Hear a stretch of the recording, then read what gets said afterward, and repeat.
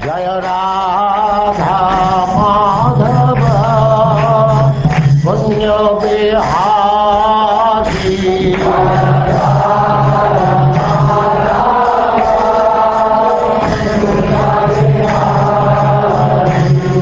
Jaya Radha Madhava Punya Bihari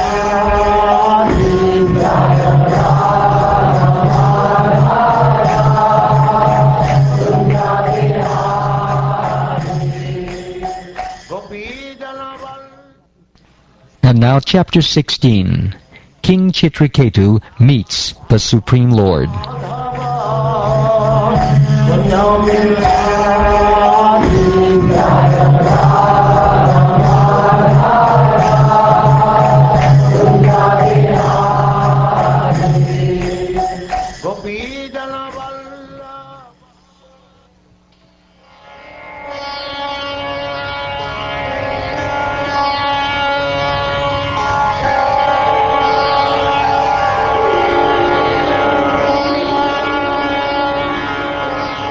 Sri Shukdev Goswami said, My dear King Pariksit, by his mystic power, the great sage Narad brought the dead son into the vision of all the lamenting relatives, and then spoke as follows.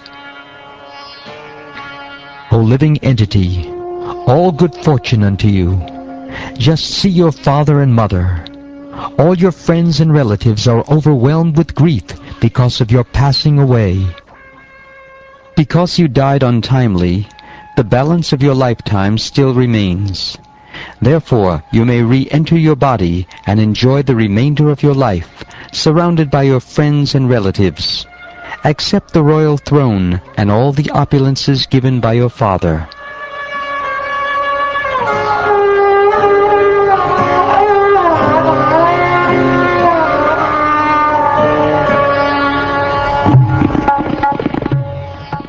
By the mystic power of Narad Muni, the living entity re-entered his dead body for a short time and spoke in reply to Narad Muni's request.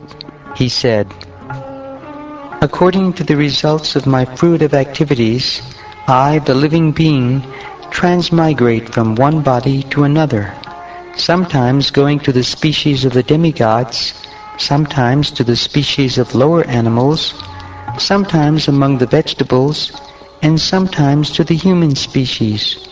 Therefore, in which birth were these my mother and father?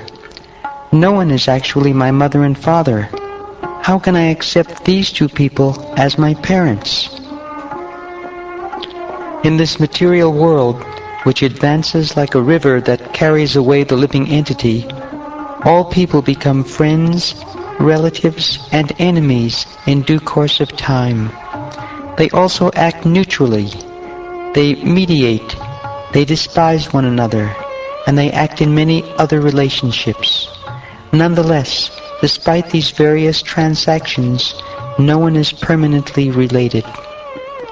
Just as gold and other commodities are continually transferred from one place to another in due course of purchase and sale, so the living entity, as a result of his fruitive activities, wanders throughout the entire universe, being injected into various bodies in different species of life by one kind of father after another.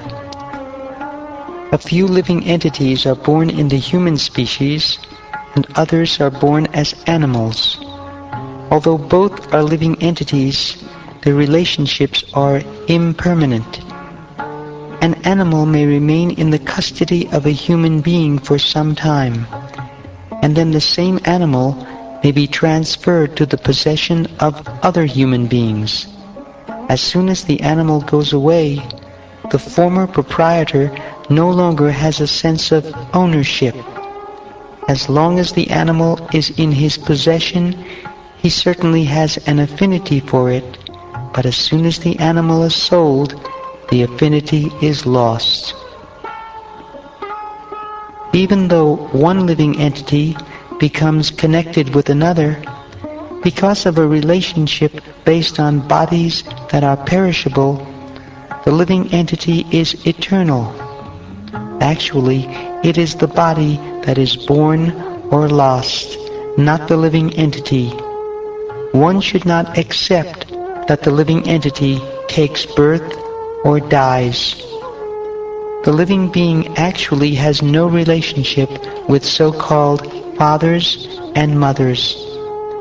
As long as he appears as the son of a certain father and mother as a result of his past fruitive activities, he has a connection with the body given by that father and mother. Thus he falsely accepts himself as their son and acts affectionately. After he dies, however, the relationship is finished. Under these circumstances, one should not be falsely involved with jubilation and lamentation. The living entity is eternal and imperishable because he actually has no beginning and no end. He never takes birth or dies. He is the basic principle of all types of bodies, yet he does not belong to the bodily category.